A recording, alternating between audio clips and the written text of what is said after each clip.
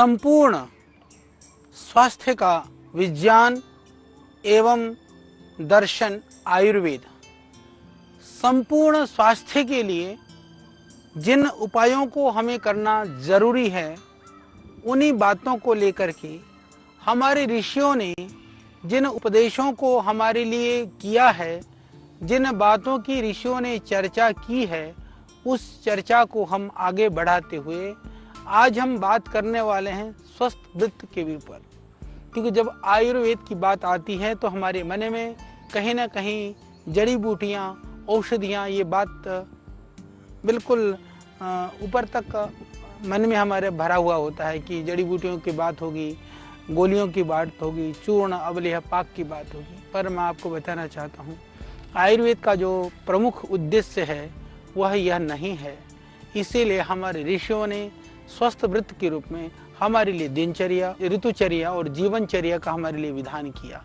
किस तरह से हम जीवन को जिएं, किस तरह के आहार का सेवन करें, किस तरह से हम अपने रूटीन को बनाएं जिससे कि हम निरोग हों। और विशेष कर करके जब किसी परिस्थितियों में जब हम घर में बंद होते हैं, घर में बैठे होते हैं, घरों से बाहर निकलने के लिए जब हमारे पास फुर्सत नहीं होता, या हम लोग कई बार बीमार होते हैं, तो भी हमको समझ में नहीं आता है कि शरीर तो ठीक नहीं है पर दिनचर्या क्या करें।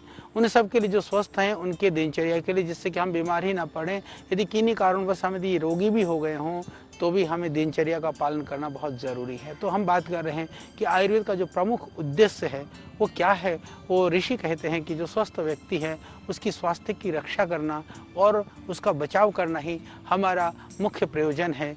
मैंने स्वस्थ से स्वास्थ्य रक्षणम कई बार कहा, महर्षि चरक की बात को कही, आज मैं कहना चाहता हूँ।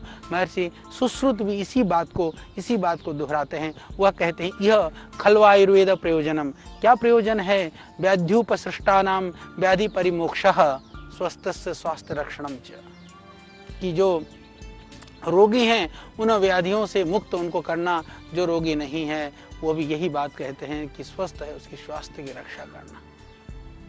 तो यही बात जो महर्षि चरक कहते हैं वही महर्षि सुश्रुत कहते हैं, उसमें कोई भी किसी तरह की भिन्नता नहीं है। इसीलिए स्वास्थ्य का बना रहना और बिगड़ना, आप जानते हैं कि इसका कारण क्या है? वो शरीर की त्रिदोष की स्थिति पर निर्भर करता है। और आपके लिए प्रसन्नता की बात है कि आप त्रिदोष के सिद्धांत को समझ चुके हैं, पंच महाभूतों को आप जान चुके हैं, किस तरह से हमारे शरीर में विविध रस काम करते हैं आप इसको समझ चुके हैं। तो अब हम आपको अपने अलग अलग समय पर हम क्या करें, दिन में कब खाएं, कब सोएं, कब जागें, या जगने से लेकर के रात्रि तक इसको दिनचर्या बोलते हैं। फिर सोने से लेकर के सुबह उठने तक को रात्रिचर्या कहा जाता है। हम दिनचर्या को अलग से बताएंगे, रात्रिचर्या को अलग से बताएंगे। फिर अलग अलग ऋतुओं के लिए अलग अलग दोषों का संचय, प्रकोप, शमन कब होता है, कब कौन से दोष बढ़ते हैं, इनको किस तरह से ठीक रखा जाए, उसके लिए हम ऋतुचर्या के अनुसार हम उन दोषों की चर्चा करेंगे। इसके लिए आयुर्वेद के अंदर जैसे मैंने कहा कि दिन, रात्रि और विभिन्न ऋतुओं के अनुसार जो आचरण है, आहार और विहार का विशाल विशद उल्लेख किया गया है, बहुत विस्तृत उसका कथन किया गया है, जिसको हम स्वस्थ वृत्त के नाम से जानते हैं। तो आइए आज हम इस स्वस्थ वृत्त को जानने के लिए दिनचर्या, दिन और रात में सेवन करने योग्य, न करने योग्य जो आहार विहार हैं, ऋतुओं में क्या सेवन करना चाहिए, क्या निषिद्ध है, इन सब को हम समझने के लिए आयुर्वेद में इसको अलग अलग भागों में बांटा गया है। तो किसके अनुसार क्या आचरण करने से किस तरह की स्वास्थ्य की प्राप्ति हमें होती है, या स्वास्थ्य की प्राप्ति के साथ साथ में विविध तरह के रोगों के आक्रमण से भी हम बच सकते हैं। तो हम आज बात करेंगे, पहले शुरू करेंगे दिनचर्या से, यानी कि प्रातः जागरण से हम बात शुरू करते हैं। कहा कि स्वस्थ व्यक्ति को जो ब्रह्म मुहूर्त है, यानी सूर्योदय से 2 घंटा पहले लगभग 6 बजे यदि सूर्योदय होता है, तो कहा कि हमको 4 बजे उठ जाना चाहिए। इस बात को हम बार बार कहते हैं। वैसे तो जो स्वस्थ व्यक्ति के लिए रात्रि को 10 बजे सो जाना, सुबह 4 बजे उठना यह उचित माना गया है। जो साधक होते हैं वो 3 बजे भी उठ जाते हैं सोने के लिए। यदि आप लगभग यदि उससे थोड़ा पहले भी सोते हैं तो नींद कितनी होनी चाहिए, इस विषय में भी हम चर्चा कर चुके हैं। बार बार मैं बताना चाहता हूँ आपको, हमारी जो निद्रा है वो 6 घंटा मिनिमम होनी चाहिए, 8 घंटे से ज़्यादा नहीं होनी चाहिए। सोने का समय 10 से 11 के बीच में हर हालत में सो जाना चाहिए। नहीं तो मैं कहता हूँ 9:30 से लेकर 10:30 के बीच में सो जाइए। सुबह 3:30 बजे से लेकर के 4:30 बजे के बीच में उठ जाइए। 5 बजे से पहले तो आपको उठ जाना ही चाहिए, क्योंकि शास्त्र में कहा भी, अष्टांग संग्रह के अंदर बहुत अच्छे शब्दों में लिखा हुआ है, ब्राह्मे मुहूर्त उत्तिष्ठे जीर्णा जीर्णम निरूपयन, यानी कि यह समय बहुत शुभ माना जाता है। सुबह उठ करके सुबह का जो वातावरण होता है वह उस समय पर सारी जगह पर शांति होती है, बहुत सात्विकता वातावरण में रहता है, स्वच्छता रहता है। उस समय पर पूरा एकदम प्रसन्नता सी, मन भी बहुत आह्लादित और प्रसन्न होता है। इसीलिए कहा कि उठते ही क्या करें, उसके लिए लोगों ने कहा कि नहीं, कर प्रार्थना करिए, अपनी इष्ट देव की आराधना करिए। सब उठते ही सबसे पहले उस परमपिता परमात्मा का स्मरण करिए, हे प्रभु तूने हमें निद्रा प्रदान की, अब उस निद्रा से हम जग चुके हैं। अब दिन में सर्वविध जो हमारा लक्ष्य है, जो हमारा कर्तव्य, हम उसको हमें प्राप्त करा।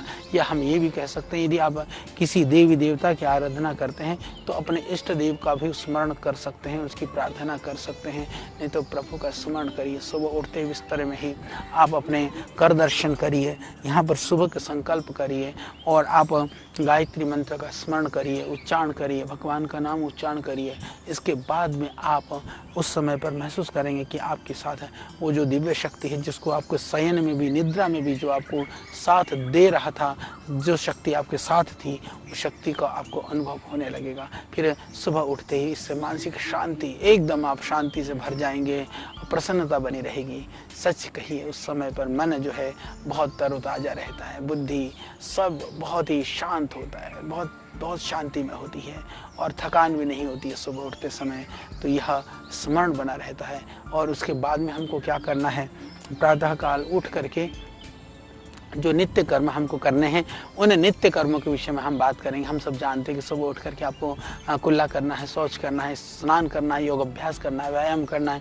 ये सब नित्य कर्म हमको करने होते हैं। सुबह जल्दी उठ जाते हैं तो इन सब चीज़ों के लिए भी हमको पर्याप्त समय मिल जाता है। जो लेट उठते हैं, पहले तो पेट साफ होता नहीं, स्वभाव चिड़चिड़ा होता है, तो मन में मन नहीं लगता है, फिर जाने की काम की जल्दी होती है तो सब कुछ अस्त व्यस्त हो जाता है। तो इसीलिए कहा कि सुबह जो जल्दी उठते हैं उनको रोग भी नहीं होते हैं, आयु की रक्षा भी होती है। और प्रातःकाल उठ करके जो दिन भर के कार्यों की योजना बना लेता है तो ठीक समय पर उत्तम रीति से उन कार्यों को कर पाता है। तो इसीलिए बहुत ज़रूरी है कि प्रातःकाल सही समय पर उठें, आनंदित होकर के उठें, निद्रा पूरी लें। इन सब विषयों पर हम आपको बहुत ही सरलता के साथ में, बहुत आनंद के साथ में और प्रामाणिकता के साथ में बताने का प्रयास करेंगे। तो सुबह उठते ही क्या करें, हमने कहा कि सुबह उठते ही परमपिता परमात्मा का स्मरण करिए।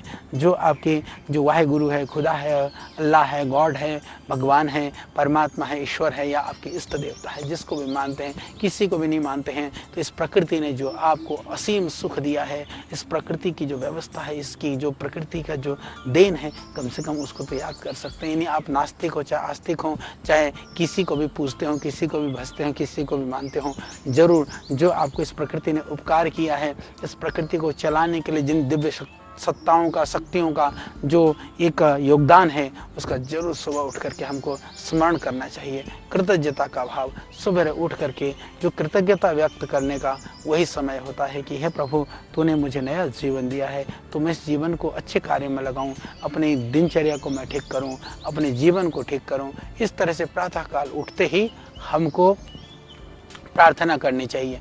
तो प्रार्थना करके आप उठें। उठने के बाद बिस्तर छोड़ने के तुरंत बाद सबसे पहला काम होना चाहिए, आप स्वच्छ जल के साथ मुख धोएं। जैसे बहुत सर्दी का मौसम है तो सर्दी के मौसम में आप थोड़ा गुनगुने पानी से धो सकते हैं, अन्यथा जो नॉर्मल पानी है उसको धोएं। तो इससे पूरा जो चेहरे पर जो थकावट होती है, जो गंदगी होती है, या चेहरे के ऊपर जो एक सुस्ती होती है, वो दूर होकर के पूरी ताजगी मिलती है। तो इसमें जैसे पूरा आप अच्छी तरह से मुंह को धोएं, और सर्दी में जैसे मैंने कहा गुनगुने पानी से भी धो सकते हैं।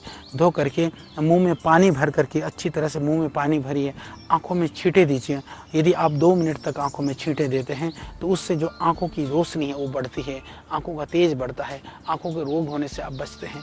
इसके अतिरिक्त मुंह को जब अच्छी तरह से आप धोते हैं तो इससे जो आपके मुख के अंदर के जो भी मल वगैरह हैं वो भी निकलते हैं। थोड़ा सा कुल्ला करके, थोड़ा सा जोर लगा करके, थोड़ा नाक साफ कर करके उस सबको मल को भी आप बाहर निकाल लें। तो जब सुबह मुंह धो करके फिर उसके बाद में आप थोड़ा कुल्ला भी करिए, उसके बाद में आप खाली पेट जल पीजिए। कई लोग कहते हैं कि सुबह बिना कुल्ला करें, नेड़ा मुंह बोले खाली पेट पानी पीना चाहिए। खाली पेट का तात्पर्य ये नहीं कि सारी मुंह की गंदगी में, हाँ हालांकि इसमें बहुत तरह के एंजाइम्स के साथ में बहुत तरह के बैक्टीरिया भी होते हैं। कोई ज़रूरी नहीं है पेट साफ करने के लिए बैक्टीरिया को पेट में लेना।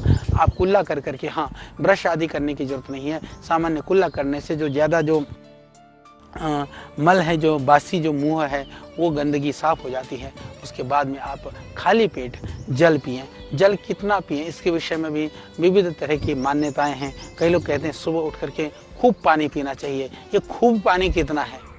कई लोग कहते हैं कि सुबह उठ करके इतना पानी पियो। हमने देखा कई लोगों को सुबह उठ करके इतना पानी पी जाते हैं कि पेट बिल्कुल मटके की तरह फूल जाता है। और फिर उनसे हमने कई लोगों को पूछा, वो तो पेट ही बढ़ गया। हमने पूछा भी ऐसा क्यों कर रहे हो? उन्होंने कहा कि सुबह उठ करके हमको पानी पीने के लिए कहा गया था, हमने खूब पानी पिया। भाई पानी खूब नहीं पीना है, पानी कितना पीना है जितना आपका शरीर आपको कहे। यानी कितना कहता है शरीर, मैं आपको बताना चाहता हूँ। नॉर्मली 1 गिलास पानी, ये नॉर्मल पानी की मात्रा है। यानी कि लगभग 1 गिलास से लेकर के लगभग आप 3 गिलास पानी तक आराम से पी सकते हैं। जिसको जितनी पानी पीने की प्रवृत्ति हो, जितना आप पानी पीते हों या जितना आपकी इच्छा हो, यथेष्ट का मतलब जितनी इच्छा हो, यथा इष्ट हो, जितना ज़रूरी हो उतना ही हमको जल पीना चाहिए, उससे न कम न उससे ज़्यादा। जैसे हमने कहा कि सर्दी का मौसम है तो थोड़ा गर्म जल पिएं, गर्मी का मौसम है तो नॉर्मल पानी पिएं। पर सुबह उठ करके कभी भी आप ठंडा पानी, यानी जो फ्रिज वगैरह का पानी कतई ना पिएं, चाहे वो गर्मी, कितनी ही गर्मी का मौसम भी क्यों ना हो। ज़्यादा हो तो आप मटके का पानी तक गर्मी में पी सकते हैं यार। पर थोड़ा कफ है, श्लेष्मा है तो फिर भी गर्म पानी पिएं।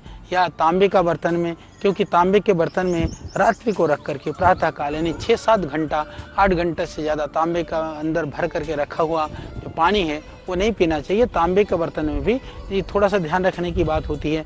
बर्तन में उसको प्रतिदिन अच्छी तरह से मांज करके साफ बर्तन होना चाहिए, अच्छी तरह से पानी रखा हुआ होना चाहिए।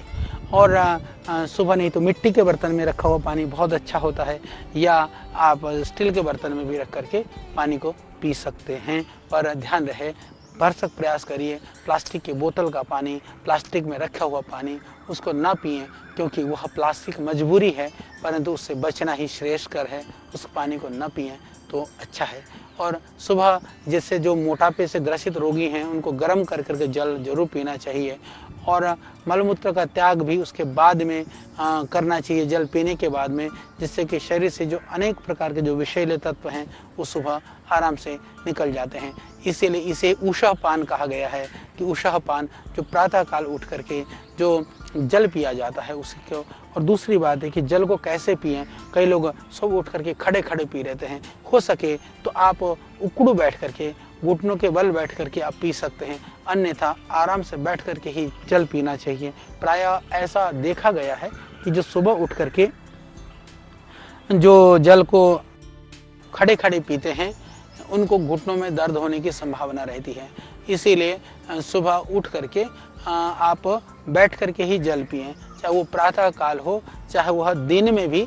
यदि आप बैठ करके जल पिएं तो सर्वोत्तम है। खड़े खड़े जल को नहीं पीना चाहिए। घुटने में दर्द हो ना हो, कभी कभी खड़े खड़े पानी पीने पर धक्का लगने की संभावना होती है, गले में अकड़ने की संभावना होती है। खड़े खड़े जल पीने पर कई बार जल के साथ वायु भी पेट में चला जाता है, उससे जो पेट फूलना, वायु गैस बनने की संभावना भी हो सकती है। इसीलिए प्रातः बैठ करके ही जल पीना चाहिए। और प्रातः काल के जल के साथ में कुछ लोगों की आदत होती है कि वो प्रातः काल उठ करके बेड टी पीते हैं। वास्तव में वो नुकसान ही करता है, हानिकारक होती है। और लोग कहते हैं कि उससे शौच बहुत अच्छी तरह से पेट साफ हो जाता है, ध्यान रहे, पेट साफ नहीं, ये भ्रम है। आप गर्म पानी को पीजिए, वो आंतें चाय में जाकर के, चाय पेट में जाकर के आंतों को उत्तेजित कर करके थोड़ा मल को निकालने में तो थोड़ा हेल्प कर लेता है शुरू में, परंतु वो गर्म चाय वस्तुतः गर्म होने के कारण से ऐसा होता है, परंतु कुछ दिनों के बाद में फिर वो जहाँ के तहाँ चीज़ें हो जाती हैं। इसीलिए चाय पी करके पेट साफ करने के नहीं, गर्म पानी पी करके। और पेट यदि कम साफ होता है तो आप प्रतिदिन नियम बनाइए, सुबह एलोवेरा और आंवला, जिनको थोड़ी सर्दी रहती हो वो बेशक आंवला ना लें, पर एलोवेरा प्रतिदिन ले सकते हैं। ये नियम बनाइए पूरे घर के सारे सदस्यों के लिए, बड़े सदस्य के लगभग 20 ml, छोटों के लिए 10 ml एलोवेरा, इतना ही आंवला, यानी स्वास्थ्य की ये 2 घूंट सबको करेंगे सूट। हम पतंजलि में, क्योंकि वो आंवला भी एलोवेरा भी शुद्ध है, आप उन दोनों जूस को लेकर के मिला करके गर्म पानी मिला के उसी में गर्म पानी मिला दीजिए, थोड़ा ज़्यादा गर्म पानी मिला लीजिए, तो उसकी जो थोड़ी सी आंवले में कसेलापन होता है वो भी नहीं रहेगा।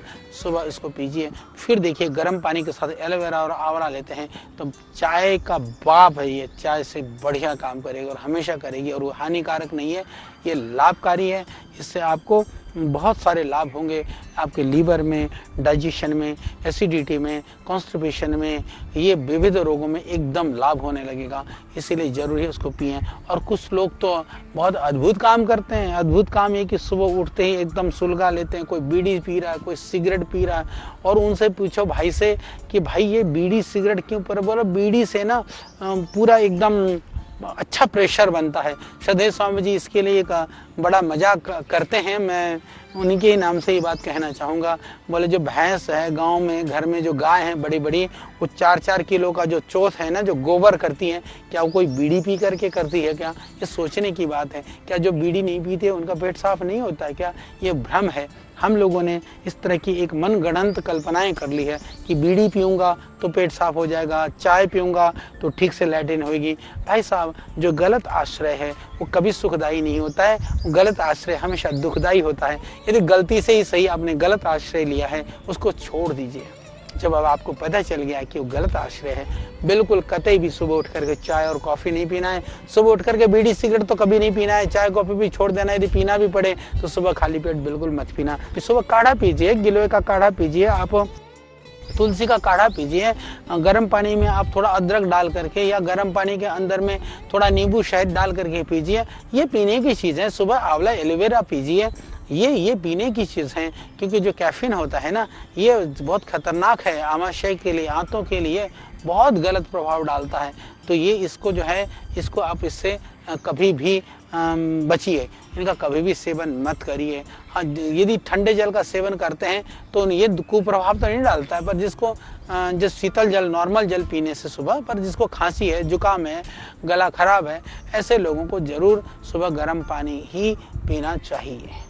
ये बात हो गई सुबह उठ करके मुंह धोना, पानी पीना, किस तरह से पीना, क्या नहीं पीना। बातें छोटी छोटी हैं, पर इन्हीं बातों से हमारा जीवन बना है, इन्हीं बातों पर हमारा जीवन निर्भर करता है। इसीलिए इन बातों को सहज रूप से हम आपको बताने का प्रयास कर रहे हैं। फिर इसके बाद होता है मल त्याग। उसके बाद ही पानी पी करके, किसी को इतना प्रेशर लगा होता है कि उठते ही भाई साहब भूल जाते हैं पानी भी पीना, और खटाखट जाकर के धड़ाधड़ साफ हो जाता है। तो ध्यान रहे, यदि तेज प्रेशर है तो उठते ही यदि रोका जाने लायक भी प्रेशर नहीं है तो समझ लीजिए कि कुछ तो मामला गड़बड़ है, वहाँ भी गड़बड़ है। तो इसको भी थोड़ा ध्यान रखने की जरूरत है। अन्यथा यदि मल की विसर्जन की अनुभूति होते होते भी सुबह हो सके तो मुंह धो करके, कुल्ला कर करके आप शौच त्याग करने के लिए जाएं। यदि किन्हीं कारणों से रुका ही नहीं जाता है तो मल त्याग आप कर लेते हैं, तो मल त्याग करने के बाद 5-10 मिनट रुक करके ही पानी पिएं, क्योंकि तुरंत मल त्याग करके आते ही एकदम पानी पर चढ़ाई ना करें, ये बहुत ज़रूरी है। यानी पानी पीते ही शौच करने के लिए आप जा सकते हैं, शौच करके आते ही तुरंत पानी ना पिएं। कम से कम 10 मिनट आप रुक जाइए, फिर आकर के आराम से आप पानी पीजिए, क्योंकि उसके बाद में जो वायु है वो शरीर में शौच करते ही वो थोड़ी सी वायु बढ़ जाता है, पानी पीने से थोड़ी सी बेचैनी हो सकती है। और शौच के लिए जैसे हमने कहा कि प्रत्येक व्यक्ति को सुबह जरूर जाना चाहिए और नियमित रूप से आदत भी बनानी चाहिए। और विशेष करके आज का जो समय है भागम भाग का, तनावपूर्ण और विविध तरह की तनाव, एक समस्या दूर नहीं होती, दूसरी मुंह बाय खड़ी रहती है, अनगिनत समस्याएं। हमको लगता है कि इस परेशानी को दूर हो जाएगी तो फिर दूसरी परेशानी से हम बच जाएंगे, पर वो अंतहीन इन परेशानियों की इस भागम भाग और व्यस्त जीवन में भी हमको जरूरी है कि बाकी समय पर हो ना हो, मल विसर्जन यदि सही पर हो, मल का वेग सही समय पर बने, तो समझ लेना कि दुनिया के आप बहुत सुखी व्यक्ति हैं। सच मानिए, संसार में यदि सबसे बड़ा कोई सुख है तो समय पर मल का विसर्जन होना, और सबसे बड़ा दुख है समय पर मल का विसर्जन न होना। तो इसीलिए ये ध्यान रखिए कि मल का विसर्जन सुगम हो, सही समय पर हो। तो न होने की क्या क्या कारण है यदि मैं ये कहूँ तो गलत जो हम खाते हैं, और बहुत रात लेट तक खाते रहते हैं, और रात को नींद भी नहीं आती है, पूरी नींद नहीं लेते हैं, बहुत ज़्यादा चिंता में, टेंशन में भरे रहते हैं, और बहुत क्रोध में, और बहुत संवेदनशीलता का अभाव या अति संवेदनशीलता। कभी हम इतने इमोशनल हो जाते हैं, हाय मेरे साथ ये क्या हुआ, ऐसा मेरे साथ क्यों किया गया, ऐसा इन लोगों ने क्यों किया, ऐसा क्यों हुआ, या तो हम इसमें खोए रहते हैं, या अच्छा मैं देख लूँगा उसको, ये ऐसा कैसे कर सकता है, उसकी खबर तो मैं ले लूँगा। यानी या तो हम अत्यंत संवेदनशील हो जाते हैं या हम बिल्कुल असंवेदनशील हो जाते हैं। ये दोनों ही स्थितियां खतरनाक हैं। तो ये जो असंतुलित का जो स्वभाव है, यह इसको संतुलित करना होगा, इसको व्यवस्थित करना होगा, इसको कंट्रोल करना होगा। नहीं तो ये सारे जो कारण हैं ये हमको ये रोग पैदा करते हैं, हमको बीमारी पैदा करते हैं, हमारे पेट को खराब करते हैं। इसी तरह से जो वात कारक जो भोजन है, जैसे हमारा शरीर डाइजेशन सिस्टम तो कमजोर है, भाई ने दबा करके खा लिए मालपुए, दबा करके खा लिए पूरी कचौरे, हजम कहाँ से होंगे। रात के टाइम पर खाना खा लिया एकदम दबा करके, दिन भर पेट खाली था फिर सो गया। इसीलिए हमारे यहाँ कहा कि मध्याह्न को तो उचित भोजन के समय पर हम भोजन की बात बताएंगे, पर रात को हल्का आहार लेना बहुत जरूरी है, जिससे कि मल त्याग में उसकी गति में विकृति ना आए, गति में रुकावट ना हो। क्योंकि यदि मल त्याग में रुकावट हो गई तो लगेगा कि पेट जो है वह कहीं ना कहीं आपको परेशान करेगा, कहीं ना कहीं आपको परेशानी महसूस होगी, और पेट फिर बार बार लैट्रिन भी जाना पड़ेगा आपको, एक बार में भी साफ नहीं होगा। तो कई बार क्या होता है कि सुबह ही आदमी 2-2, 3-3 बार जाना पड़ता है। कई बार जो है लोग सुबह उठते देर से हैं, फिर भागम भाग आगे जाने की जल्दी रहती है, लैट्रिन हुई, पेट साफ हुआ तो हुआ, नहीं हुआ तो जितना हुआ भाई आधा मल शौचालय में, आधा मल पेट में ले करके अपने दौड़ लगा लेते हैं। बहुत खतरनाक है, उसको अपेक्षा नहीं करनी चाहिए। देखिए, मल त्याग क्रिया की जो उपेक्षा करता है ना, वो समझिए कि वो उसकी बहुत तरह की बीमारियां घेर कर लेती हैं। यानी आपके पेट के अंदर फंसा हुआ जो मल है, चिपका हुआ जो मल है, साफ ना हुआ जो गोबर है ना, जो हम पेट में लेके घूम रहे हैं, ये बहुत ही खतरनाक ये रोग का कारण है। ये आपको बहुत दुख देगा। यानी कि आप अपने पेट में एक तरह से एक अपने राक्षस को, अपने दुश्मन को, ये हमारा सबसे बड़ा दुश्मन है, क्योंकि बहुत तरह के रोगों को पैदा करता है। इसीलिए उससे आप बच करके रहें, बहुत ज़रूरी है। यदि नहीं तो क्या होगा, फिर पेट मल में होगा, पेट में भारीपन होगा, गैस बनेगी, अपचन होगा, बहुत बदबूदार गैस आनी शुरू हो जाएगी, बेचैनी होनी शुरू हो जाएगी, भूख खत्म होनी शुरू हो जाएगी, थकान, फिर ऐसा लगेगा शरीर टूटा टूटा सा, ऐसा लगेगा बस पड़ करके सो जा, कुछ काम करने में मन भी नहीं लगेगा, और इस तरह की स्थिति हो जाती है। मन भी एकाग्र नहीं होगा, बहुत मन चंचल हो जाएगा, मन में उदासीनता छा जाएगी, मन में ग्लानि का भाव होगा, मन में हीनता होगी, दीनता का भाव होगा। ऐसा लगेगा कि सारी दुनिया की समस्या मेरे सर पर ही है। ऐसा सिर्फ पेट न साफ होने की वजह से भी हो जाता है, ये ध्यान रखिए। जिसका पेट साफ हो जाता है, मन में प्रसन्नता होगी, आह्लाद होगा, खुशी होगी, ऐसा लगेगा मानो सारी दुनिया का खजाना उसको मिल गया है। तो दुनिया का सबसे बड़ा सुख है सुबह उठ करके पेट साफ हो जाना। ध्यान रखिए, कहीं आप इस सुख से वंचित तो नहीं है, वंचित हैं तो जो हम उपाय बता रहे हैं उसको करिए, तो निश्चित रूप से खजाना, वह आनंद आपको अवश्य प्राप्त होगा। तो क्योंकि फिर जब पेट साफ नहीं होगा, ज़्यादा जो वायु जो है एकत्रित हो जाएगी। वायु एकत्रित हो जाएगी, हार्ट को दबाव बनाएगा, दिल की धड़कन बढ़ जाएगी, घबराहट बनेगी, फिर लगेगा कि हार्ट अटैक तो ना हो जाए। फिर उसके बाद और वायु बढ़ेगी, फिर सर्दी जुकाम होना शुरू हो जाएगा, फिर उसी से एसिडिटी बनेगी, फिर हाइपर एसिडिटी होगी, फिर कोलाइटिस होगा, फिर उसके बाद में जो है अल्सरेटिव कोलाइटिस में वो बदल जाएगा, फिर अल्सर जैसी बीमारी हो जाएगी, फिर उसके बाद बवासीर हो जाएगा, बवासीर हो जाएगा, फिर पाचन नहीं होगा तो जोड़ों में दर्द शुरू होने लग जाएगा, फिर गठिया भी हो जाएगी, न जाने क्या क्या होगा, बहुत कुछ हो जाएगा। इसलिए मेरे भाई एक पेट साफ कर लो तो बहुत सारे रोगों से आप आराम से बच जाओगे। तो मैं आपको भयभीत नहीं कर रहा हूँ, आपको सावधान कर रहा हूँ।